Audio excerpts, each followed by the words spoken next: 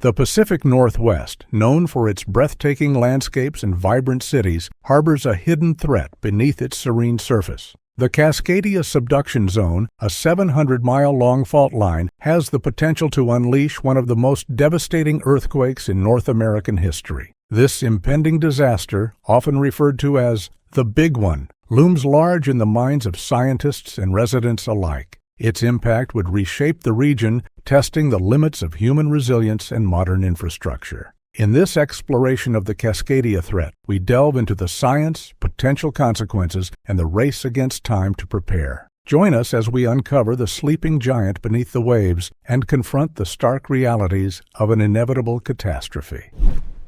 The sleeping giant awakens.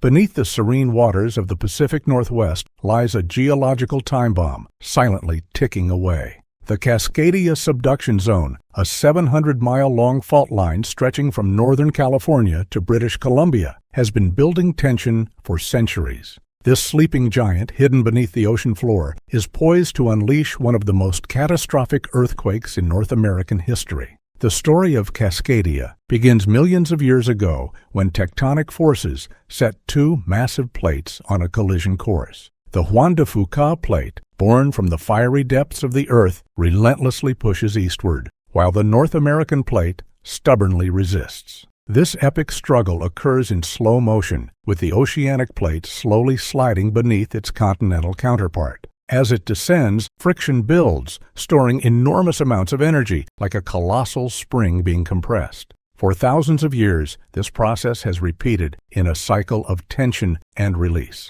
The last time the giant awoke was on January 26, 1700. On that fateful night, the accumulated stress finally overcame the friction holding the plates together. In a geological instant, centuries of pent-up energy were released. The resulting magnitude 9.0 earthquake shook the region for several minutes, causing the coastline to drop by several feet and triggering a massive tsunami that not only devastated local shores, but traveled across the Pacific to wreak havoc on the coast of Japan. Evidence of this cataclysmic event is etched into the landscape and preserved in the cultural memory of the Pacific Northwest. Ghost forests of dead cedar trees, killed by the sudden influx of salt water, stand as silent witnesses to the coast's sudden subsidence. Native American oral traditions speak of a great shaking and flooding, corroborating the geological record. Japanese historical documents detailing a mysterious tsunami striking their shores on that very date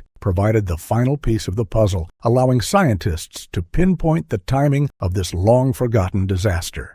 Today, 323 years later, the Cascadia Subduction Zone has reloaded. Seismologists estimate that the fault accumulates about an inch of strain per year, meaning over 25 feet of potential energy has built up since the last rupture. This sleeping giant is now capable of delivering an earthquake so powerful it would dwarf any in recent U.S. history. As pressure continues to mount, the Pacific Northwest stands on the brink of a geological reckoning, waiting for the inevitable moment when the Earth once again unleashes its awesome power. When, not if. The inevitable Megathrust. The question haunting seismologists and Pacific Northwest residents alike is not if the Cascadia Subduction Zone will rupture, but when.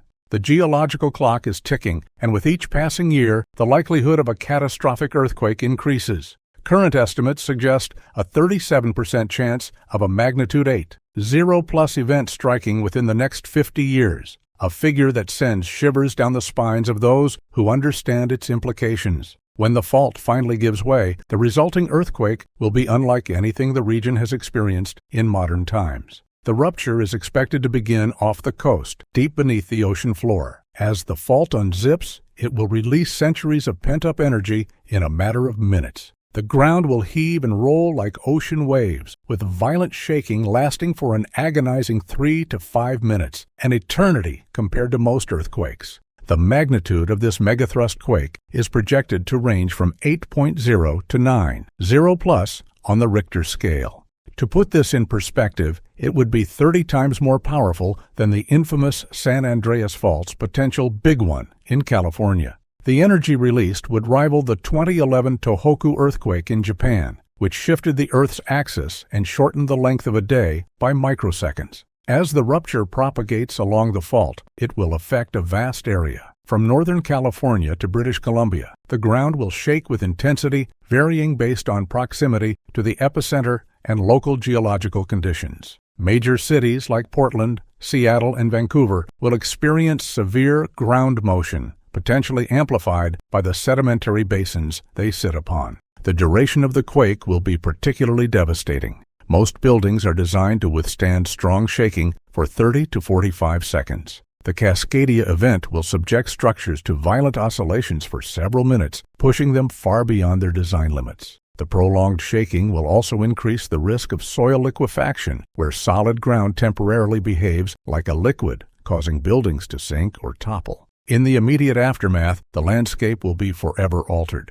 Coastal areas may suddenly drop by several feet, as they did in the 1700 event. Rivers might change course, landslides could reshape hillsides, and a massive tsunami will be racing towards the shore. The power of this impending earthquake is both awe-inspiring and terrifying. It represents a force of nature so immense that it will redraw maps and rewrite the geological history of the region. As scientists continue to study and model this inevitable megathrust, the race is on to prepare communities for a disaster that will shake the Pacific Northwest to its very foundations. The clock is ticking, and with each passing day, the sleeping giant beneath the waves inches closer to its earth-shattering awakening.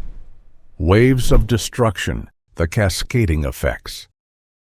The initial tremors of the Cascadia Megathrust earthquake will be just the beginning of a cascading series of disasters that will reshape the Pacific Northwest. As the ground ceases its violent shaking, a new threat will already be racing towards the coast, a massive tsunami generated by the sudden displacement of the ocean floor. Within minutes of the quake, the first of many towering waves will crash into the shoreline. Unlike wind-driven waves, these tsunami waves will carry the full depth of the ocean behind them, pushing inland with unstoppable force. Coastal communities, many built on low-lying areas, will face walls of water potentially reaching heights of 30 to 100 feet. The tsunami will not arrive as a single wave, but as a series of surges lasting for hours, each capable of causing catastrophic damage. As the tsunami inundates the coast, it will sweep away everything in its path. Buildings, vehicles, and infrastructure will be reduced to debris, creating a churning maelstrom of destruction.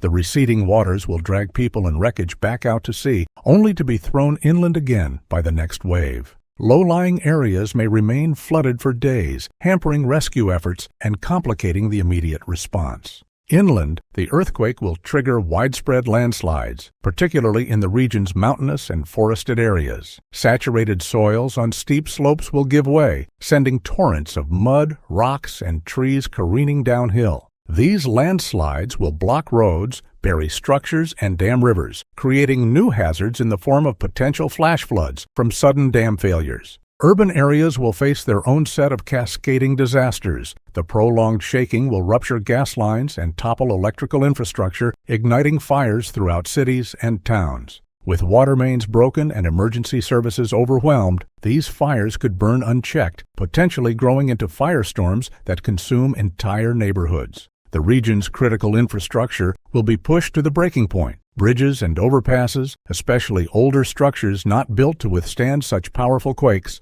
may collapse. Airports could be rendered inoperable due to damaged runways and control towers. Ports, so vital for the region's economy and potential relief efforts, may be destroyed by the combined effects of shaking and tsunami inundation. Communication networks will likely fail as cell towers topple and undersea cables are severed. This information blackout will severely hamper coordination of emergency responses and leave many communities isolated. Power outages will be widespread and could last for weeks or even months in some areas, affecting everything from food storage to medical care. In the quake's aftermath, the Pacific Northwest will face numerous environmental hazards. Ruptured pipelines and storage tanks will spill oil and chemicals into waterways. Sewage treatment plants, if damaged, could release untreated waste into rivers and coastal waters. The shifting earth may unearth toxic materials from old industrial sites, creating new contamination zones.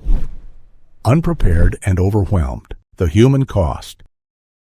The true tragedy of the Cascadia Subduction Zone earthquake lies not just in its geological power, but in the human toll it will exact on a largely unprepared population. Despite the known risks, many communities in the Pacific Northwest remain woefully underprepared for a disaster of this magnitude, setting the stage for a humanitarian crisis of unprecedented scale in modern American history. In the immediate aftermath of the quake, tens of thousands of people will find themselves trapped in collapsed or damaged buildings. Many structures in the region, particularly older ones, were not built to withstand such intense and prolonged shaking. Schools, hospitals, and emergency response centers may be among the casualties, crippling the very institutions needed most in the crisis. The first few hours will be critical, with survivors struggling to rescue loved ones and neighbors before fires and aftershocks claim more lives. Coastal communities will bear the brunt of the tsunami's impact. With only 15 to 30 minutes between the quake and the first wave's arrival, many residents will have insufficient time to reach high ground, especially if evacuation routes are damaged or blocked by debris.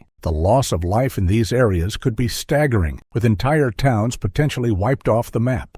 As the scale of the disaster becomes apparent, the region's emergency services will quickly become overwhelmed. With roads blocked, communication systems down, and many first responders themselves victims of the disaster, coordinating rescue efforts will be a Herculean task. Survivors may be left to fend for themselves for days or even weeks before outside help can reach them. The long-term impacts on the population will be equally severe. Hundreds of thousands, if not millions of people, will be displaced from their homes, creating a refugee crisis within the country's borders. Temporary shelters will struggle to provide basic necessities like clean water, food, and medical care. The psychological toll will be immense, with survivors grappling with trauma, loss, and an uncertain future. The region's economy will be shattered. Major industries, from tech giants in Seattle to agricultural producers in the Willamette Valley, will be brought to a standstill. Unemployment will skyrocket as businesses struggle to recover, leading to a mass exodus of residents seeking opportunities elsewhere. Those who remain will face years of hardship as they work to rebuild their communities and livelihoods. Perhaps most troubling is the disproportionate impact the disaster will have on vulnerable populations. Low-income communities, often residing in older, less resilient buildings and with fewer resources to prepare or recover, will suffer the most. The elderly, disabled, and those with chronic medical conditions will face life-threatening challenges as healthcare systems are pushed beyond their limits. The Cascadia event will expose the fragility of modern urban societies when faced with nature's fury. It will challenge not only the physical infrastructure of the Pacific Northwest, but also the social fabric that binds communities together. It's now time to hear from you. What personal steps can individuals take to prepare for a major earthquake, even if they don't live in a high-risk area? Let us know in the comments below.